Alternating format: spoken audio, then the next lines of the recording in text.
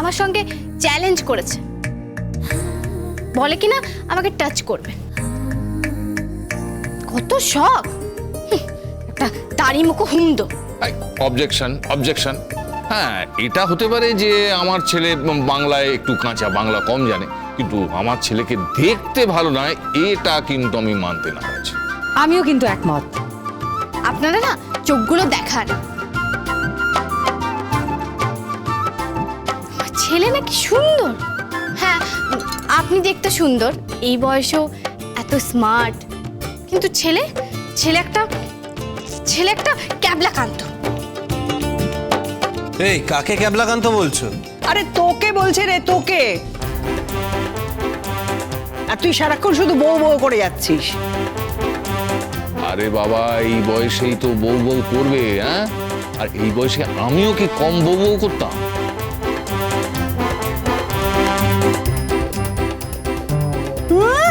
উনি বউ বউ করতেন, শুধু গুলবাজি কথাবার্তা।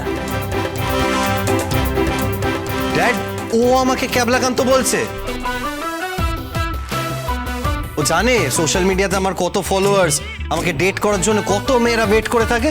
থাক, ওই রকমই তো সব ওই মেয়েগুলো যারা ছেলে দেখলেই গায়ে পড়ে। আর শুনুন, ওরা না আপনাকে দেখে আসে না। ওই মেয়েগুলো আপনার পয়সা দেখে আসে, ঘটে তো কিচ্ছু নেই। What is god? ওই পুজোয় লাগে।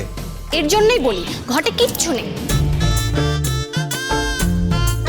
রুদ্রিক, তুই এত কথা কেন বলিস বলতো? সব কিছু জানতে হবে ওনাকে, একেবারে প্রশ্নমালা। তুই কখন সকালবেলায় ঝগড়া শুরু করলি? মেয়েটা বড্ড ঝগড়ুটে। ঝগড়া খুব ভালোই জানে, মুখ তো নয় যেন ছুরি চলছে। হ্যাঁ কাকিমা, খুব সাবধান, ছুরিতে খুব ধার। এই বাজে কথা বলো না তো। শান্তি শান্তি শান্তি। আচ্ছা শোনো, তো পুজো তো চলে আসছে, এবার সবাই শপিং শুরু করো। হ্যাঁ বাবা, এবার কিন্তু আমাদের বাড়ির লোক সংখ্যা বেড়েছে, মানে তিথির বাড়ির লোকের জন্য তো শপিং করতে হবে না? হ্যাঁ, সে তো বটে।